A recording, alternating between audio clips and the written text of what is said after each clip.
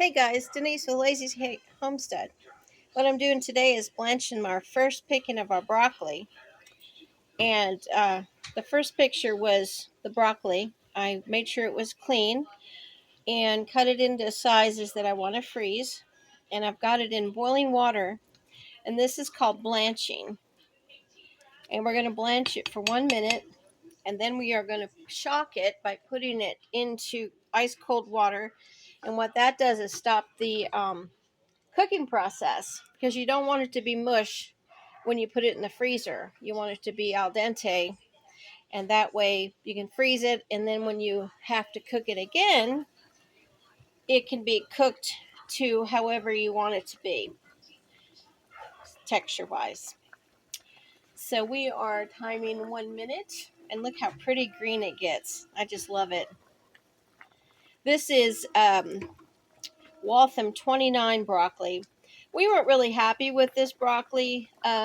We're used to Lieutenant and the ones that make the really big heads, but I'm not going to be critical because we're happy that we were able to get some broccoli seeds. I did find a place where I can order Lieutenant now, so I was happy with that.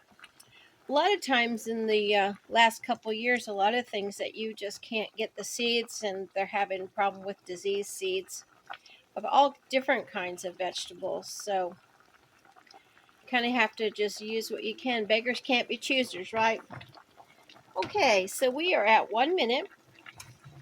What I'm going to do is I take this tool right here that I've got, and you just go ahead and you take your broccoli out and you just immediately put it in your cold water. I'm going to turn this stove off, stop the boiling. But isn't that pretty? Look at that. Just, whoops, one fell down here. And with this picking, it's very, very tender. So if you're looking at this broccoli and thinking, I've got really long stalks on it, I do. Because it's so tender, I'm going to go ahead and chop that up too into chunks. Some which I had already done, you can see that. And freeze that too, because it will be nice and edible and yummy. So what you do next, after you shock it, make sure it's all down there in that cold water. There you go. Stopping that cooking process. Look at the color of that. Isn't that amazing? Make sure I don't have anything else in there. Nope. So what we're going to do next with this is I'm going to put it in a colander on a tea towel right here. Just want to go ahead and my hands are clean, so I'm going to make sure it's nice and chilled, because you want to make sure it's chilled. Some of this is still a little bit lukewarm. I want it to be chilled, so when I put it over here in the colander, it's just going to drain. And you want it to drain enough to where you can put it in your baggies and it's not a whole lot of ice in there, because that's where you come into freezer burn. And nobody likes freezer burn because it's kind of a waste. Okay, that's nice and cool now. All right, so what I'm going to do again with this, just go ahead and transfer it right here. Now, if you want to, put it in your sink too, that's fine. If you want to shock it in your sink, that's fine too. If I had a bigger batch, I would have definitely had my sink full of ice water. But look at that. Isn't that beautiful? Gosh.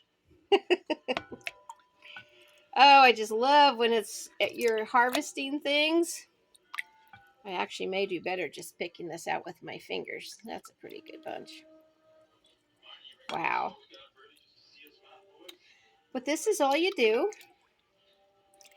And I'm going to let this drain probably for the better part of a half an hour, 30 minutes.